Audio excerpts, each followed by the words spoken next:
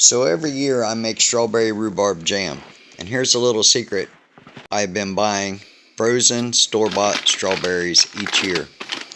I've planted strawberries 2 previous times before, but they always get damaged or destroyed by rabbits and deer. I ordered these online from Amazon, but I use a supplier I bought from numerous times because the quality of their products are second to none. Top quality products. I got these from Handpicked Nursery, and if you go back and watch any of my asparagus videos, you'll hear me rant and rave about them then. I bought 2 types of strawberries. One is a June bearing called Jewel, and the other is an Everbearing called Eversweet. So in this video, what we're going to do is I'm going to show you how to take bare root strawberries to get them to start leafing out, to check to make sure that each one is okay, and then we're going to grow it out and then transplant it into the garden beds. The first thing we're going to do is we're going to soak the bare roots in some water to get them rehydrated. A simple trick that I'm going to use is I'm going to leave the bare roots in the plastic bag, cut the bottom corners off so that way I create a greenhouse effect, and then stick the plastic bag bottom first into the water.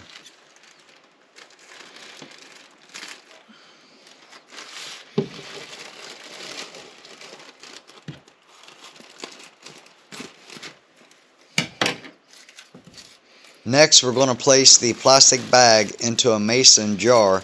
This will help support the plants and create our greenhouse effect. That way, excess water can drain out into the bottom, but the plants will stay moist.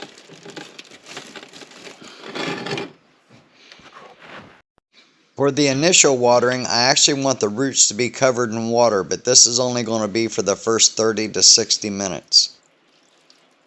I'm going to do the exact same thing with the second set of strawberries, but since your time is valuable to me, I'm not going to make you watch me do that. It's the exact same steps. When both roots are soaking in water, I set a timer on the stove for 30 minutes to remind me when the time is up.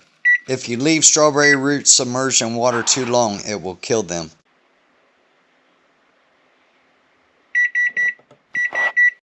The next step you want to do is drain the water out so that the water is below the roots and below the plastic. There should still be some water remaining, you just do not want the roots to be in it. So the way that this works is through evaporation. The water will evaporate, but it can't get out through the top because the plants have got the top of the jar sealed. But it can get into the plastic and moisture will build up. So the roots will stay damp but not overly wet, and that allows the strawberries to start to grow. This is day 2 of doing this. I always drain the water out. I haven't recorded that, but I drain the water out of the jars and then I spray water through the tops until there's about an inch of water, or a little. You don't want the roots in water, but you want some water in there to keep the roots moist. So that's basically what I do every day. I just swap out the water and stick them in a sunny place. It's kind of warm. It's actually on top of a really dusty container, but you get the idea. Just near a window. It's not direct sunlight, not going to get too hot. And swap the water out every day. These have now been in here for 3 days. You can see they are starting to leaf out. After 3 days, generally you would transplant these into pots, which I'm going to do. It's just they're going to have to stay in this jar another couple of days before I can separate them and transplant them. What I basically do is I just spray water in them. I make sure that the roots aren't submerged, and I spray a little bit of water in there. If there's too much water, I just pour it out. And then the plastic helps maintain the moisture level so the roots don't dry out. A little bit of water in glass allows the water to evaporate up into where the plastic's at. So it's a good system for starting bare roots this way.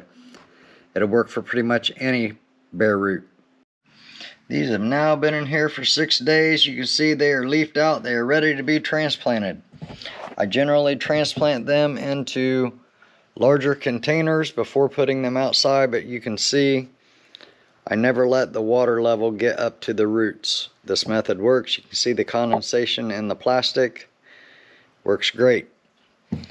Allows the bare roots and crowns to sprout. That way, when you plant them, you're not wasting time on ones that are not viable. So let's get on with the transplant part. So one of the first things I do is I get these are 3.5 inch by 3.5 inch by 3.5 inch planters. I take a black marker. I've got Jewel and Eversweet. So near the top of these I put either a J or an E. I just keep it simple and I keep it small because I reuse these. And then I can just take and scribble out and for the next time I plant something in it. So let me get all that done. I'll get these all marked with J because Jewel are the first ones I'm working with. I've also got a tray so that when I water these, the water can leak out if I overwater them. I don't want standing water in the tray though. We want to keep the soil moist, but not waterlogged. About the only time I ever used Miracle-Gro, I actually like their potting mix. Whenever I am planting something or transplanting, whether it's like bare roots or crowns or something like that, I always used potting soil, bag potting soil. I do not use any soil from the ground because it can contain fungus or other disease. So I always use potting soil, which is sterile. I've had good luck out of Miracle-Gro. I don't use any other Miracle-Gro products other than their potting soil mix. I use a second empty tray, which is where I will take and break down these roots. That just basically keeps water from dripping all over everything. I'm going to pull these out and then separate them. Get them ready to go into their individual containers. Now, separating these, you could have done it when you first got them, but I didn't. I separate them, and they're not that bad.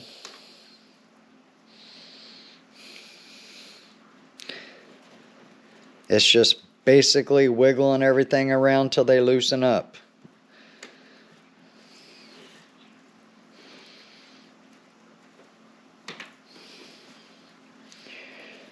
They'll start to come apart. You'll be able to tell very clearly where the crown's at, where the roots are at.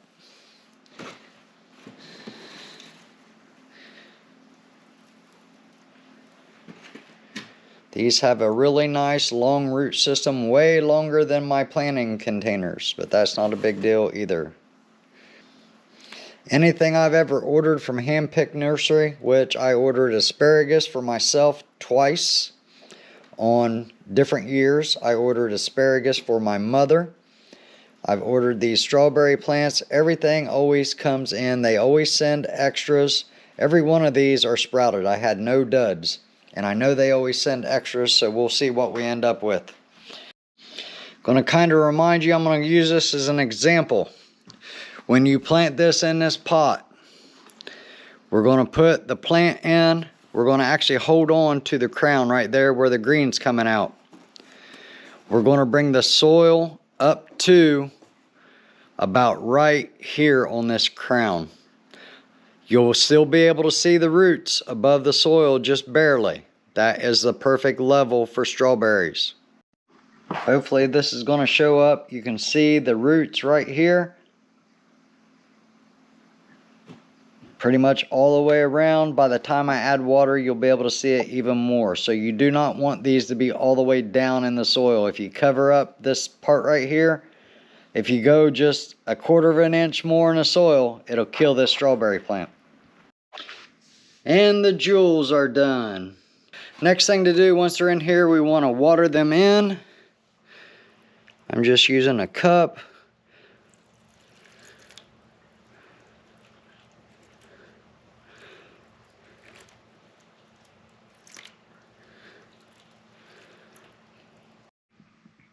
So I ordered 20 of the Jewels and ended up with 21. And then I ordered 25 of the Eversweet and ended up with 26. Now these will be ready to go into the garden. I generally like to see them get several sets of leaves, where like right now they've just got the one set. Most of them just have one set. This one's actually got 3 sets, but most of them just have 1 or 2, sometimes 3 sets.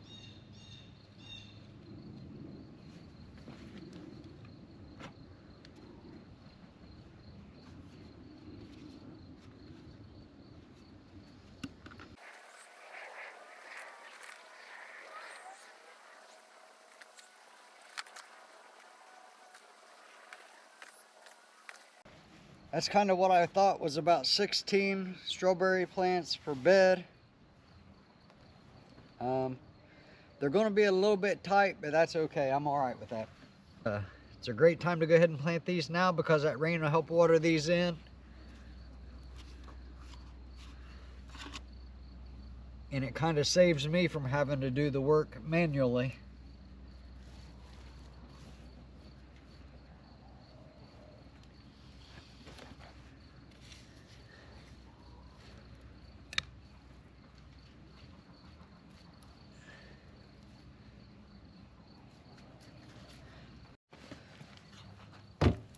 Go ahead and show you what I'm doing here. I'm not going down very deep. I'm basically just busting the top of this up.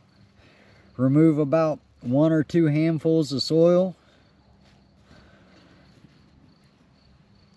which just gives me a shallow indentation. I mean, it's not even like about that deep up to my knuckle right there.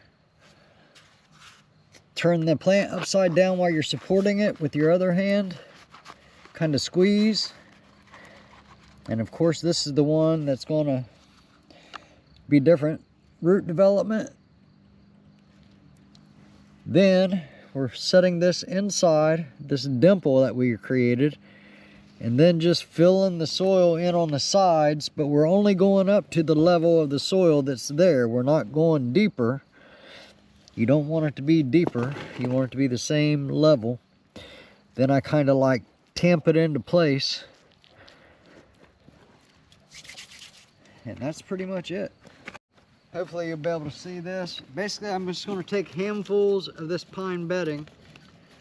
I'm going to spread it around these strawberry plants, but I'm going to leave some space between the plants and the bedding, so that way I don't take any chance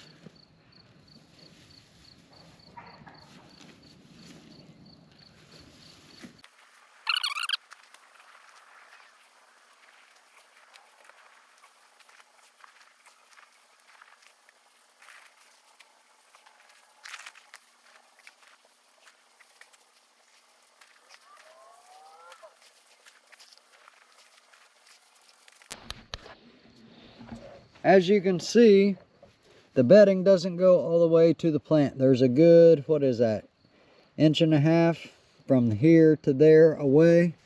Pretty much every one of these.